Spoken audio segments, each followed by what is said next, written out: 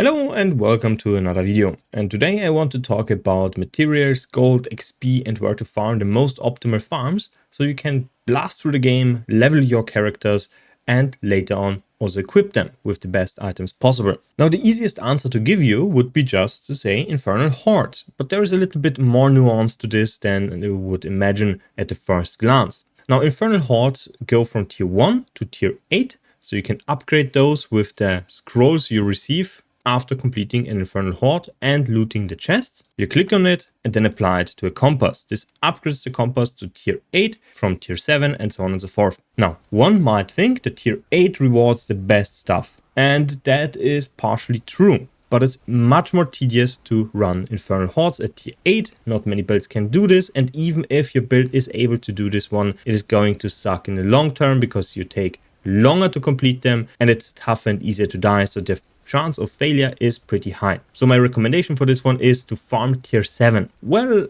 except not for gold. For gold, I highly recommend tier 6. Why is that? Tier 6 compasses have basically the same gold ratio per point you can spend in the chests than tier 7 and tier 8. I tested this one through multiple runs. There's maybe a 10% difference between those, but tier 6 is going to be just auto AFK, just you blast through those. There is basically no chance to failure and you can get between 50 to maybe even 100 gold in just 10 minutes flat. The bosses are not tedious, they're not tanky at all. You can beat them with basically every single build and you can get the gold very easily in those. For materials, I highly recommend tier 7. You get the best ratio for Neathrion. You can get around 900 Neathrion in just one run here, and this can be converted 1 to 3 for the downgraded material. So with just 2 runs, you can reroll basically infinite amount of times. This allows you to get, for example, your desired affix to the second upgrade level,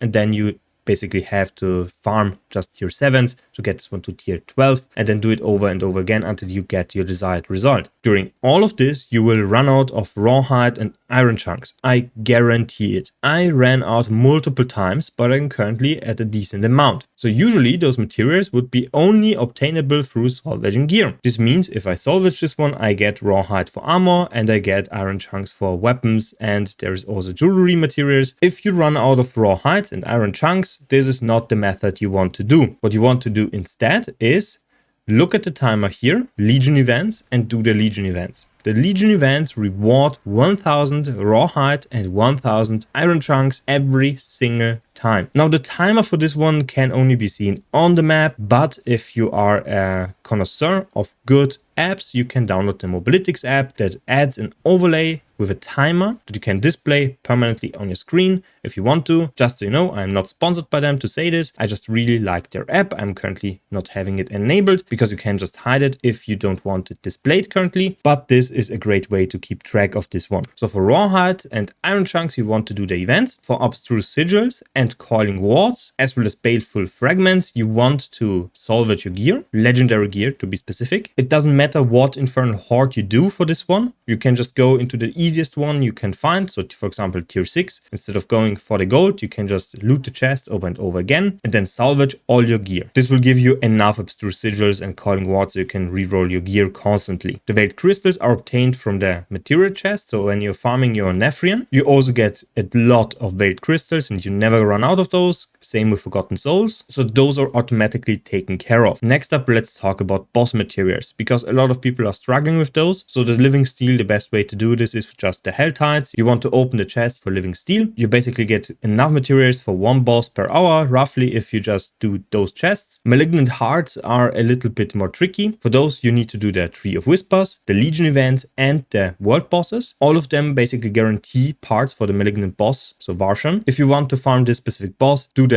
Slay the Blood Maiden Whispers, do the world bosses and the Legion events. And in the PvP zone, you can go and do the Seething Abominations. Those are also very, very fast to do and reward 5 Grim Favors. And if you're feeling it, you can go and do the breaches. There is a few for leveling, but they are very quick to do. You can reach them right next to teleport and they are very efficient for this. Otherwise, those whispers are not worth it. If you run by and just slay the enemies while you are in a Helltide, it is worth it. Otherwise, I wouldn't recommend doing them. Next is something a lot of players overlook. By pressing U, you can go to the season journey and then complete all the objectives. For each step specifically, you can get boss materials like, for example, Destroyer Summoning Cache. Those also contain a ton of Stygian stones. So Stygian stones currently are obtained through material boxes in Infernal Hordes. So for 6, 7 and 8. The Summoning Cache, the last one, for example, rewards 10 Stygian stones and enough materials to summon every boss, basically. You get those regularly, so make sure to complete the objectives and claim their reward caches. I basically did 0 farming for tormented bosses and have already done a ton of them in rotations, and I have a ton of materials left. I have Hurricane Crest, I have multiple Uber uniques that I already salvaged. I have a Tyr's Might, 2 Doombringers, 3 Starless Skyrings and a Darius. So there is a lot of potential for you to get those. On average, there is a 7.5 chance per tormented boss kill to obtain those. You can even drop multiple of them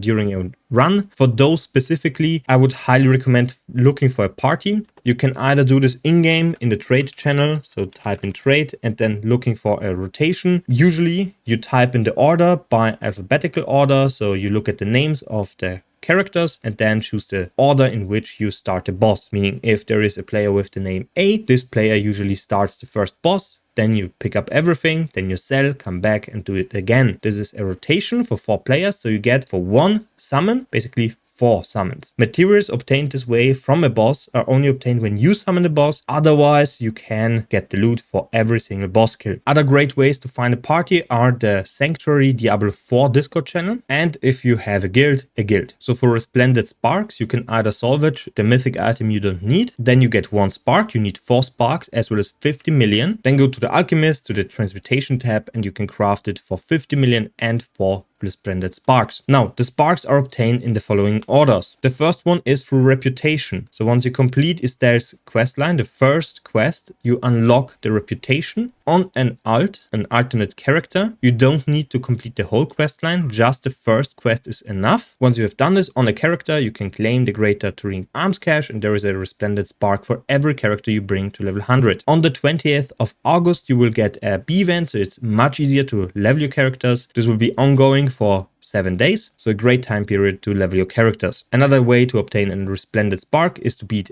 any tormented boss. So there is multiple on the map. For example, here is Duriel, here is Andariel, here is the Glacial Beast, and you also get an additional one for the Echo of Hatred. So if you beat Lilith, you get another one. So just by leveling a character and beating a tormented boss, Lilith, as well as you get your reputation, you are already at 3. Level another character, especially with the EXP event, that's very easy, and you have your Mythic. And the last tip for Infernal Hordes, always open the greater chest for 60 points. This will guarantee a greater affix after the fix and is always worth it. You get a ton of legendaries that you can then blacksmith for materials, and the greater affixes can be quite useful. At tier 7 you can find, for example, gloves like this, weapons like this with double greater affixes, and you can find specific uniques, like for example the Basilisk. Those chests do not have a chance to drop regular uniques, just the Infernal Horde specific ones. So if you're farming those uniques, make sure to look up a boss list and then farm the boss specifically to this unique. And for leveling a character specifically, tier 2 is level 75, tier 3 is level 100, tier 4 is 120, and tier 5 140. You get the maximum experience by being 30 levels underneath the monster level. So at first you want to do the tier 2 ones, get a little bit of gear, then switch to tier 3 once you have a little bit of gear, and do those until you are 70. Then you want to switch to tier 4 and keep running those until 90, and then you switch to tier 5 once you reach 90 and have your build sorted. You're going to blast through this one